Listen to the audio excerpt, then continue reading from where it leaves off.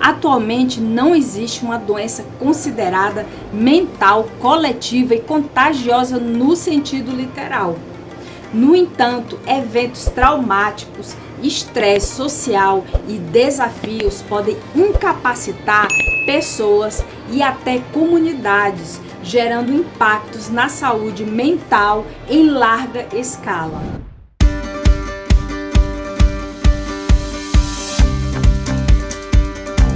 A disseminação de estigmas, a rejeição, a mentalização da ideia de superioridade e inferioridade e a falta de acesso a cuidados podem contribuir para desafios coletivos na saúde mental.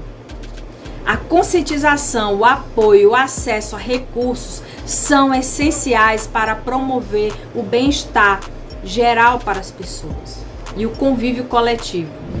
Graças ao trabalho de muitas pessoas ativistas, o racismo é hoje aqui no Brasil considerado um crime pela Lei 14.532/02, publicada em janeiro do ano 2023, e ficou equiparada a injúria racial ao crime de racismo.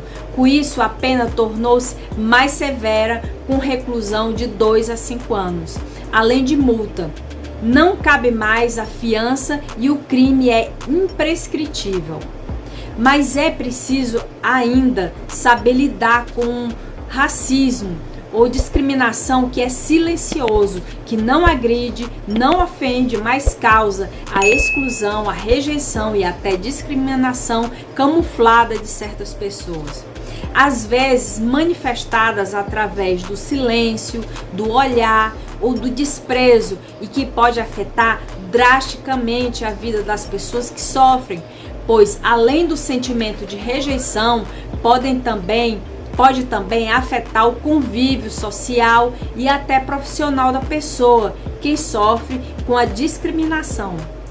Hoje em dia, a forma como é encarado o preconceito e a rejeição é colocado ainda mais peso na pessoa que sofre, com a ideia de que existe uma incapacidade de se adaptar, de se integrar com as pessoas, de aceitar ou de perdoar a prática da discriminação. Questionar e apresentar os diferentes aspectos dessa questão pode ajudar a se olhar para a discriminação e o preconceito com outro olhar e alavancar o avanço das ideias e assim proporcionar mais bem-estar para toda a sociedade. Para combater o preconceito, é preciso haver mais valorização da ideia de valores humanos, de respeito, ética e cidadania. Desde a escola, crianças pequenas já devem aprender, para que a gente, no futuro próximo, podemos ver uma sociedade mais equilibrada. Existe alguma doença mental coletiva e contagiosa? O racismo, a discriminação e a xenofobia não é considerado como doenças mentais, mas sim um problema social, cultural e estrutural, e que se manifesta através de atitudes discriminatórias e preconceituosas, com base em raça ou etnia ou classe social. No entanto, é compreensível que a exposição constante ao racismo e à discriminação e suas manifestações possam ter impacto significativo na saúde mental das pessoas, especialmente nas crianças que sofrem bullying. O termo contagioso ainda não é aplicável a questões sociais como racismo, mas é uma questão que pode mudar com a evolução do conhecimento. Por exemplo, a depressão hoje é considerada um transtorno de humor, pois historicamente o entendimento da depressão evoluiu com o tempo. Em épocas passadas, a depressão pode ter sido interpretada de outra maneira, e a compreensão moderna evoluiu e passou a considerar a depressão possível de tratamento. Assim também deve ocorrer com a discriminação, o racismo, a xenofobia. A compreensão de que esse problema é um transtorno de humor, pois nele estão envolvidos sentimentos de ódio, revolta, ilusão, perfeccionismo, egocentrismo, autoritarismo, manipulação, dissimulação e complexo de superioridade.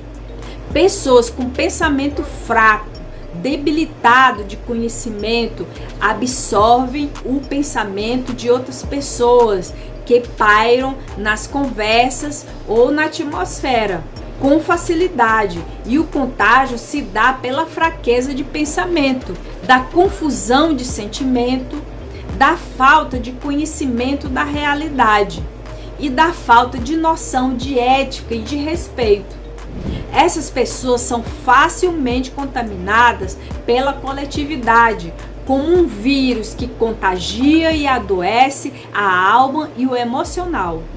Um dos principais sintomas é a pessoa se sentir mais poderosa pela imposição de suas ideias, pela agressão ou pelas palavras ofensivas contra as outras pessoas.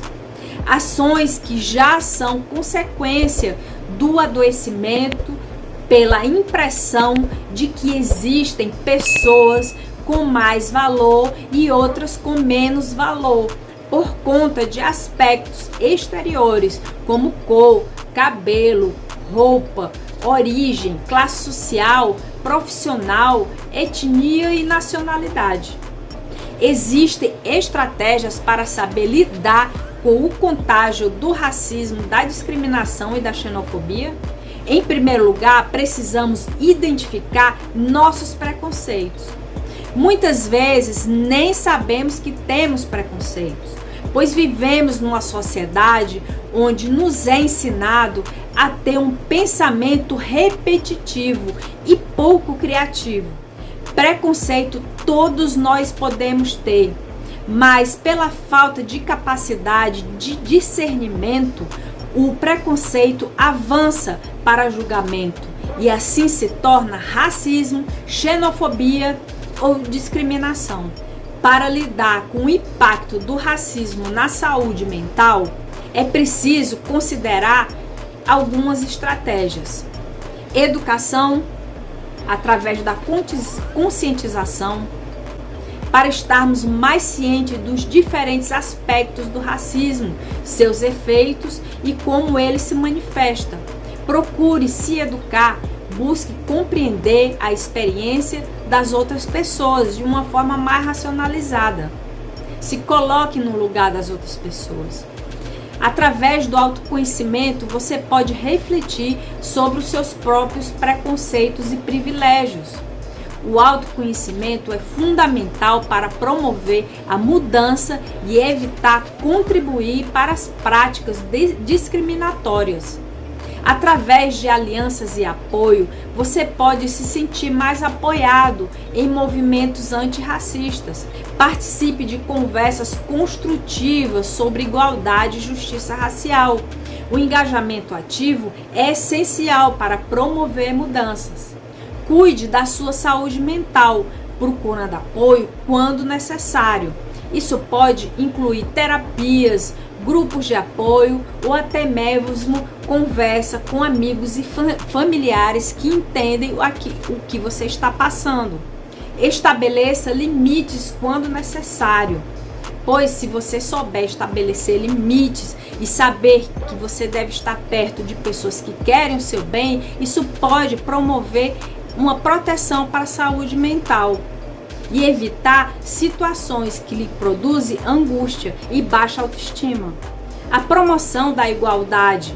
Você também pode trabalhar para promover a igualdade, a diversidade em seus ambientes, desafiando atitudes discriminatórias e apoiando iniciativas inclusivas. Você pode buscar autocuidado, isso pode incluir atividades que promovam relaxamento, a meditação, exercícios físicos e hobbies. Participe em diálogos construtivos, esteja aberto a conversas construtivas sobre o racismo e participe ativamente de diálogos que visem promover a compreensão e a mudança.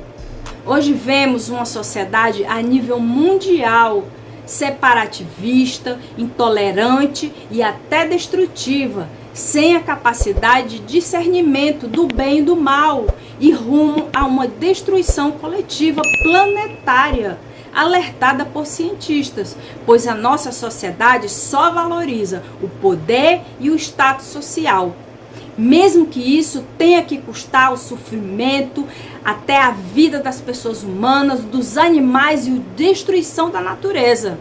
E para agravar, mesmo sendo alertado por cientistas, filósofos e espiritualistas, ainda é visto como algo normal e aceitável. Estaremos ainda a tempo de reverter essa situação caótica que a humanidade se encontra? É fundamental lembrar que, enquanto indivíduos, podemos desempenhar um papel na promoção da igualdade e na luta contra o racismo, contribuindo para um ambiente mais inclusivo e justo. Quando a gente se conscientiza que cada pessoa tem o seu valor e merece respeito e direito à vida com dignidade, já estamos contribuindo para que esse quadro um dia se reverta. A amizade, a tolerância e o respeito não apenas protegem a saúde mental individual, mas também contribuem para a construção de uma sociedade mais em equilíbrio e bem-estar.